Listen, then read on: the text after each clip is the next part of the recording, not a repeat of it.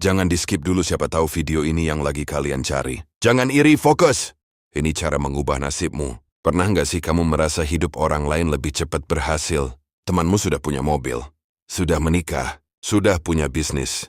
Sementara kamu masih berjuang di titik yang sama. Pelan-pelan tanpa sadar kamu mulai iri. Dan dari iri itu lahir rasa tidak cukup, merasa tertinggal, merasa kalah. Tapi dengar ini baik-baik. Iri tidak pernah mengubah nasib siapapun. Fokus iya. Masalahnya ketika kamu terlalu sibuk melihat hidup orang lain, energimu habis untuk membandingkan. Padahal energi itu seharusnya dipakai untuk membangun. Kita sering lupa satu hal penting. Kita melihat hasil mereka, tapi tidak melihat prosesnya. Kita melihat pencapaiannya, tapi tidak melihat malam-malam panjangnya. Kita melihat senyumnya, tapi tidak melihat air matanya. Dan yang paling bahaya, iri membuatmu merasa tertinggal. Padahal mungkin kamu hanya sedang berada di jalur yang berbeda. Setiap orang punya timeline masing-masing. Hidup ini bukan lomba lari 100 meter. Ini maraton panjang. Dan yang menang bukan yang paling cepat, tapi yang paling konsisten. Sekarang coba tanya ke diri sendiri. Daripada iri, kenapa tidak belajar? Daripada mengeluh, kenapa tidak memperbaiki? Nasib berubah bukan karena keberuntungan tiba-tiba. Nasib berubah karena keputusan kecil yang kamu ulang setiap hari. Keputusan untuk bangun lebih pagi. Keputusan untuk belajar saat yang lain scrolling tanpa arah.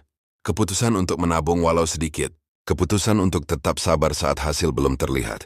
Fokus itu sederhana tapi tidak mudah. Karena fokus berarti menutup telinga dari komentar orang.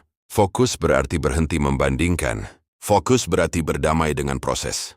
Dan saat kamu mulai fokus pada peningkatan diri, sesuatu yang aneh terjadi. Kamu jadi lebih tenang, lebih percaya diri, lebih tahu arah. Iri membuatmu lelah, fokus membuatmu bertumbuh.